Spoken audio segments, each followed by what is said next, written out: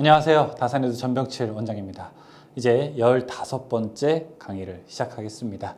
여기서는 이제 거듭 제곱근의 성질과 함께 몇 가지 문제를 풀어볼 것입니다.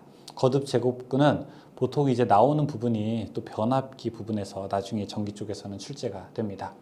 자, 여기 이제 정의를 한번 보도록 하죠. 제가 정의를 보여드리고 한번 그 예시를 같이 알아보면서 이 정의만 보게 되면 사실 좀 딱딱하거든요. 그리고 이게 무슨 말인지 모르지만 이 정의라고 하는 것이 있어야 또 다양한 경우에 확실하게 있는 그 맥을 갖출 수 있기 때문에 정의를 또 수학에서는 사용하지 않을 수 없습니다. A, B는 양수이고 M, N이 2 이상의 정수일 때 어떻게 계산을 하게 되느냐 이런 얘기가 있습니다. 자, 이렇게 되어 있어요.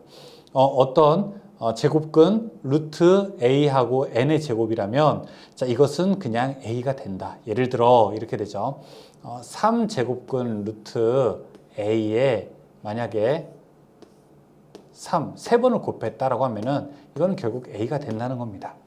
만약에 5제곱근 루트 2의 5승이다 라고 하게 되면은 요렇게 없어져서 이 값 결국 2가 된다는 얘기죠.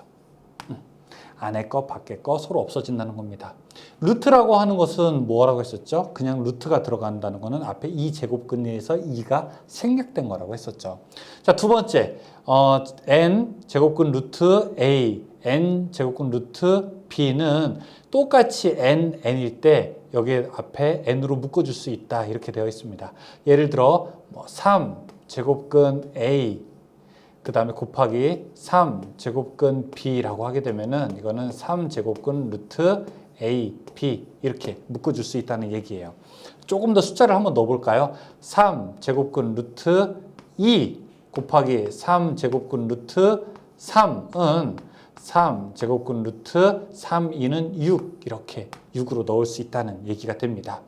다음에 분수의 형태입니다. 분수는 역시 루트는 하나로 묶을 수 있다고 했었죠. 하나로 묶을 수 있는 조건은 같은 제곱근의 형태일 때 하나로 묶을 수 있게 되는 겁니다. 자, 이렇게 말이죠. 3제곱근 2분의 3제곱근 3이라고 하게 되면은 똑같이 3제곱근 루트 2분의 3 이렇게 나타낼 수 있는 것입니다.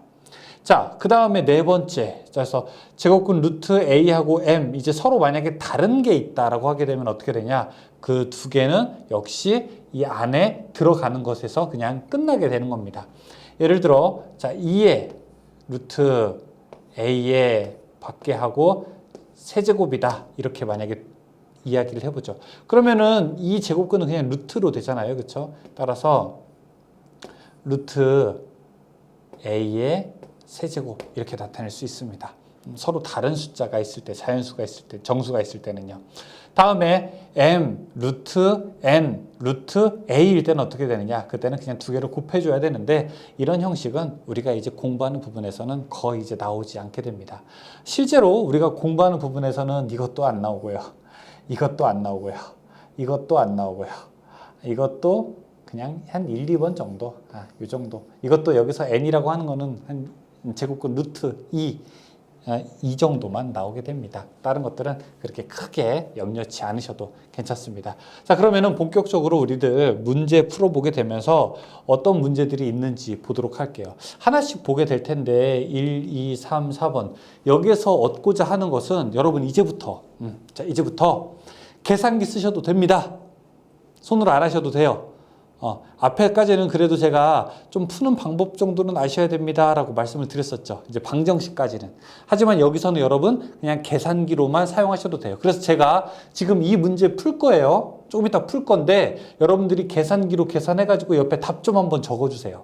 아니면은 나중에 지금 계산기가 없으신 분들은 나중에 이 영상을 다시 보시면서 옆에다가 계산기로 답을 한번 이렇게 적어주세요. 답만 맞으면 돼요. 여러분들이랑 저랑 답만 맞으면 되니까 그 결과값만 기억하시기 바라겠습니다. 자, 그러면은 제가 한번 풀어볼게요. 첫 번째, 자, 이렇게 3제곱근 루트 2, 그 다음에 3승이라고 되어 있습니다. 그러면 이거 어떻게 됩니까? 여기 3이랑 여기 3이 이렇게 없어질 수 있겠죠. 그럼 뭐가 남습니까? 루트. 3이 들어오게 되면 그냥 답은 2 이렇게 하나만 남을 수 있겠네요. 자, 두 번째. 여기 2 앞에 똑같죠? 그럼 이거 같이 묶어줄 수 있다고 했었죠? 4, 3에 어떻게 됩니까? 4, 3에 12 이렇게 나타낼 수 있죠. 근데 앞에 2는 생략 가능하니까 루트 12가 되겠네요.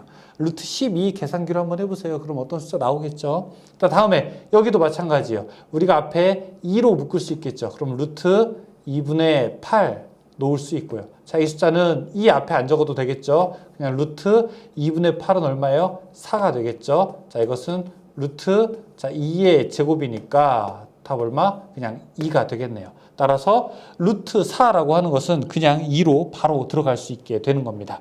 다음에 여기는 앞에 3, 3 똑같아요. 3, 3 똑같으니까 3제곱근 루트 6분의 12가 되고요. 자, 이 숫자는 3제곱근 루트 6분의 10이니까 6으로 나누게 되면은 여기는 2가 되겠네요. 그쵸? 자, 이렇게 하게 되면 3제곱근 루트 2. 이거 여러분들 풀어보실 수 있을 겁니다. 한번 계산기로 풀어보시죠. 그러면 답을 얻으실 수 있을 겁니다.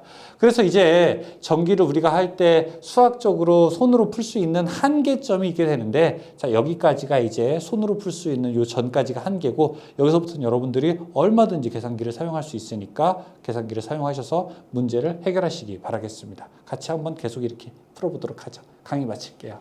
수고하셨습니다.